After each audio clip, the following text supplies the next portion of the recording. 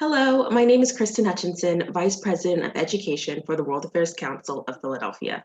It is my pleasure to welcome you to the official launch of the 2021 Student Diplomat Junior Model United Nations program. This program is a journey that we'll take together over the next 5 months that will introduce you and over 600 middle school students from around the greater Philadelphia region to the world of international relations and cultural diplomacy. This year's program topic is ensuring healthy lives and well-being for all, and we'll kick things off today with our virtual Cultural Diplomacy Conference. Before I begin, I want to make sure you had a chance to watch part 1 of our recording, the Penn Museum's presentation and workshop on culture. If you haven't watched part 1 of our program's keynote, feel free to do that first and then come back and watch our diplomacy presentation as part 2. I want to start with a question to get us thinking. What is cultural diplomacy? Why are we learning about it with the Penn Museum? I'll give you a couple of seconds to think.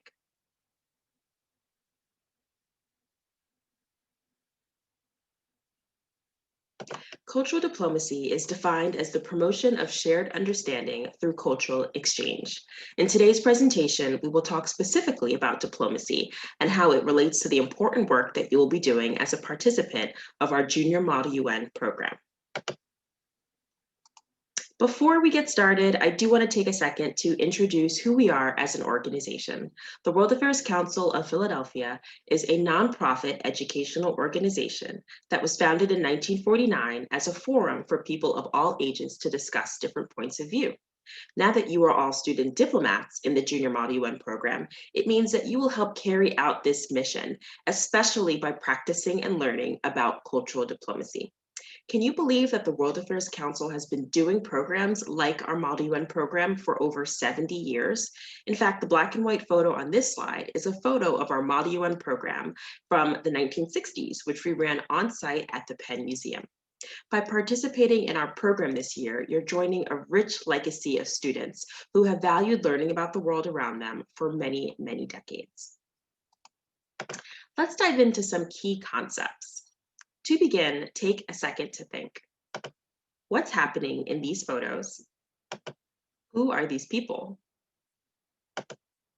And how might this represent cultural diplomacy? Remember, cultural diplomacy is the promotion of shared understanding through cultural exchange. I'll give you a second to think.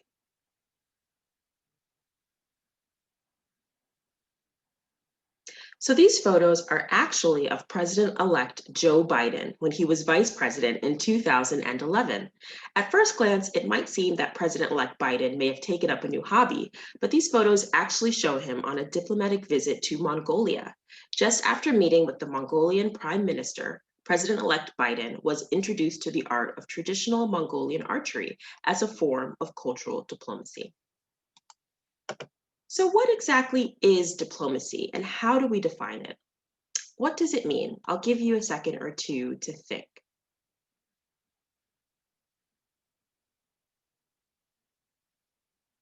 Formally speaking, diplomacy is the work of maintaining good relations between the governments of countries.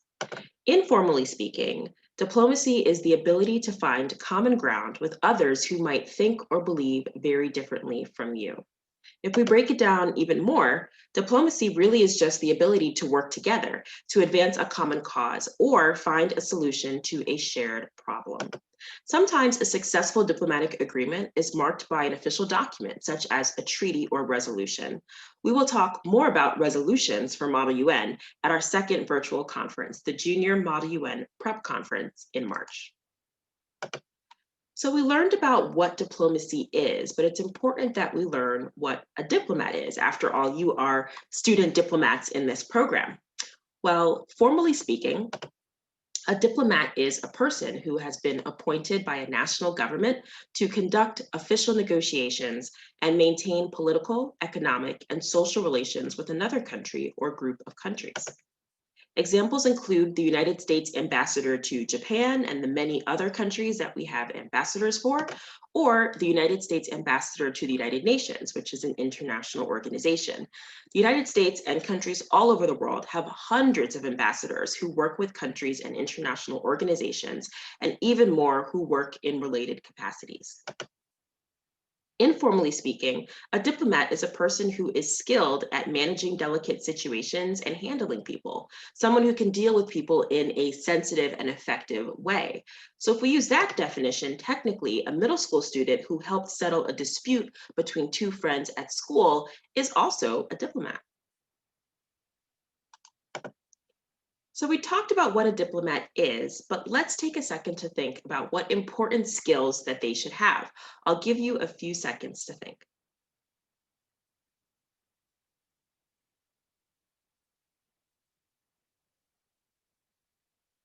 Well, a diplomat definitely should have language skills. Also, you may have thought of a diplomat having trustworthiness, being someone that is very trusting. A diplomat must also be patient, having the ability to remain calm, especially in stressful situations. A diplomat should also be able to successfully mediate differences, meaning that they should have parties come to an agreement. A diplomat should also be someone who can solve problems and manage conflicts, and they should absolutely have a strong understanding of the culture of the people with whom they are working. We'll talk a little bit more about this skill later. And last but certainly not least, a diplomat should have strong communication skills. Remember, an effective communicator is someone who is good at both speaking and listening. So we went over the skills that diplomats must have, but what actually makes them successful at doing their jobs? I'll give you another couple of seconds to think.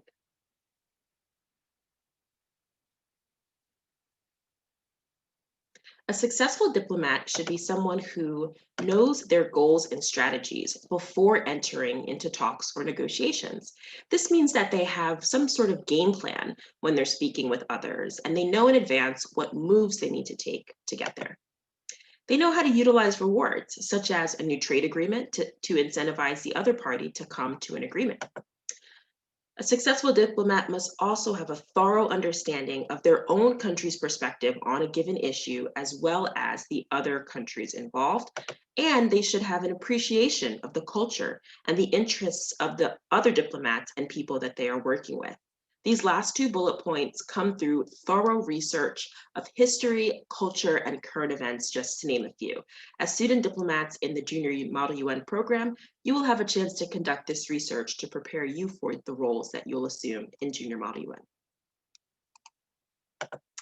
We will now shift briefly to a great quote from Henry Kissinger, former US Secretary of State. On this slide, he is photographed at the podium of the World Affairs Council of Philadelphia.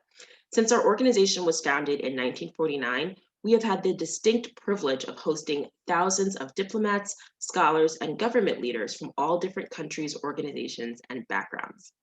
Mr. Kissinger has been quoted saying, "No foreign policy, no matter how ingenious, has any chance of success if it is born in the minds of few and carried in the hearts of none." This quote is especially relevant to our keynote today because it really gets at the heart of why it is important for all parties of an issue to work together, despite individual viewpoints and different backgrounds. In Model UN, you work to create solutions to the world's pressing issues and step into the shoes of diplomats to accomplish your goals and objectives. So where exactly can we find diplomacy and diplomats? Well, we can find them everywhere. Earlier, we spoke about finding them in both governments and international organizations. But because diplomats are just people who are skilled at managing delicate situations and handling people in a sensitive and effective way, they can also be found at school or at home. Now, let's shift gears and talk a little bit about how diplomacy comes into play with the United Nations. After all, this is Junior Model United Nations, so it's important for us to know why they were founded and what they do. The United Nations was founded in 1945 to promote world peace, develop good relations between countries, promote cooperation in solving the world's problems, and to encourage respect for human rights. These goals are all rooted in the concept of diplomacy among UN member countries and are only possible through successful diplomacy. You will learn a lot about Model UN as you progress through our program this year. But today we will just focus on how diplomacy relates to your role as student diplomats in the Junior Model UN program.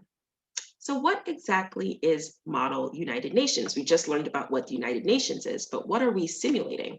Well, Model United Nations is a simulation of the United Nations General Assembly and or any other UN organ. In our program, the program that you are in, we will be simulating the United Nations General Assembly. Model United Nations is an academic competition. It's not a competition in the sense that there's a winner who takes everything, but you do have to work, you do have to also prepare to participate in Model UN. Student diplomats serve as delegates from an assigned country, and delegates debate and discuss global issues and work together to create resolutions that present solutions to these pressing global issues. Throughout all of the actions mentioned above, you will be practicing diplomacy.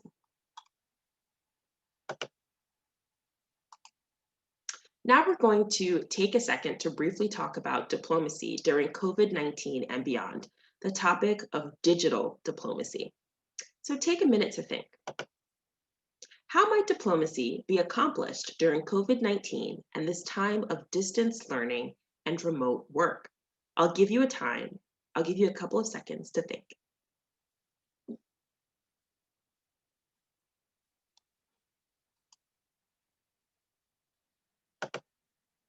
Believe it or not, diplomatic meetings and discussions still require advanced communication skills, even in the virtual space, and they have key similarities and differences compared to in-person meetings. For example, shaking hands is generally discouraged during COVID-19. So how do you greet someone, virtually speaking? Eye contact is still important on a virtual video meeting. In fact, a lot of working professionals and ambassadors and diplomats encourage keeping your cameras on during these video meetings. Creating the personal connections needed for successful diplomacy is a challenge in digital settings. A positive aspect is that people are less restricted by travel. Diplomats can meet with someone on the other side of the world in an instant.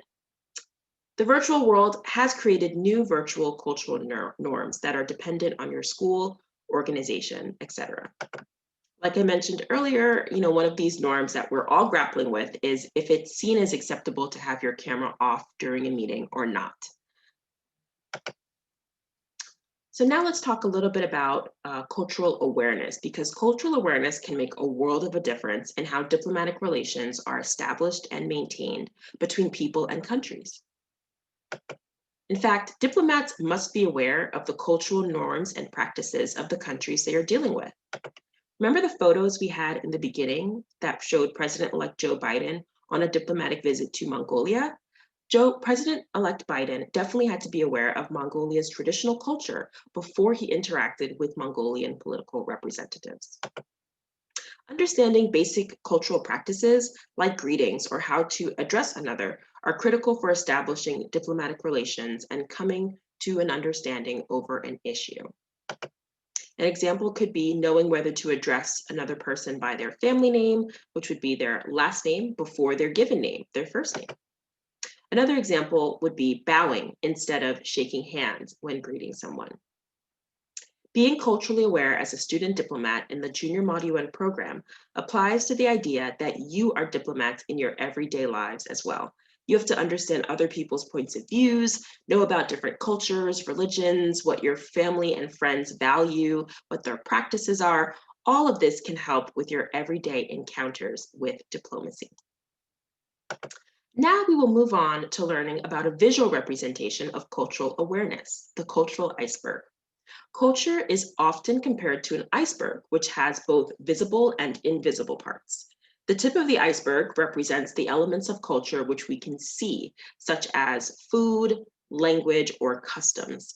The elements which are a little less obvious lie beneath the surface and comprise the much larger portion of the iceberg. These would be things like values, beliefs, and worldview.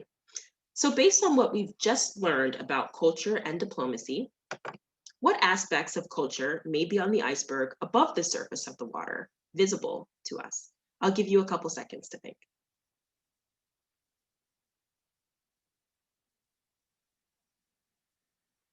So we learned about some of these in part one of our keynote, the Penn Museum's presentation on culture. These include the arts, tools and objects, traditions and rituals, behaviors, language, food and drink, techniques, and skills.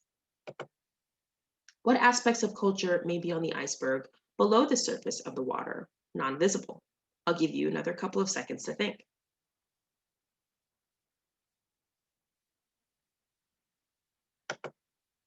So these include things like values, roles, how we interact with our greater community, our customs, and knowledge and stories, which are often passed down from generation to generation. Now we're going to talk about how cultural diplomacy relates to our Junior Model UN topic, ensuring healthy lives and well-being for all. The concepts of good health and well-being vary greatly among cultures. UN member countries are challenged to work together through a systematic approach to ensure healthy lives and promote well-being for all, while taking into consideration drastically different ideas of health and well-being that exist among cultures. In addition, people's experiences of health and well-being are very subjective. It depends on the individual. Even healthcare workers and their patients may face struggles in solving problems together because of cultural differences.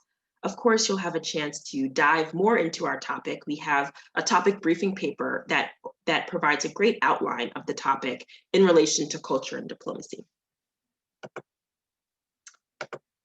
So let's talk about a couple of examples of this. The idea of when a child or adolescent becomes an adult varies widely across global cultures.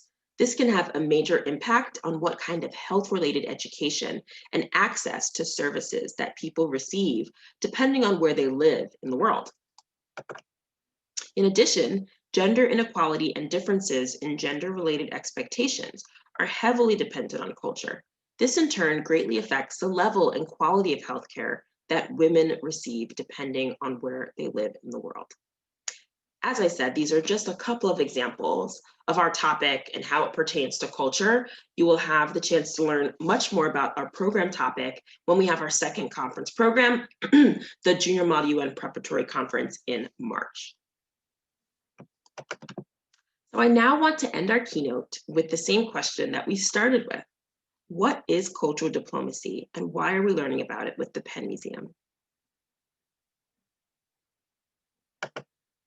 If you remember that cultural diplomacy is the promotion of shared understanding through cultural exchange, you answered correctly. The Penn Museum is one of our region's most acclaimed museums that house artifacts and objects of history and our past. It is so important that we understand our past in order to make sense of our present.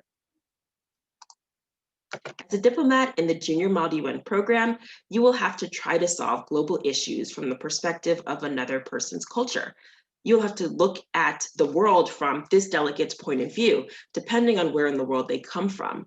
You'll have to also work diplomatically with other delegates who are working to solve these global issues, depending on their assigned country's cultural values, traditions, and beliefs.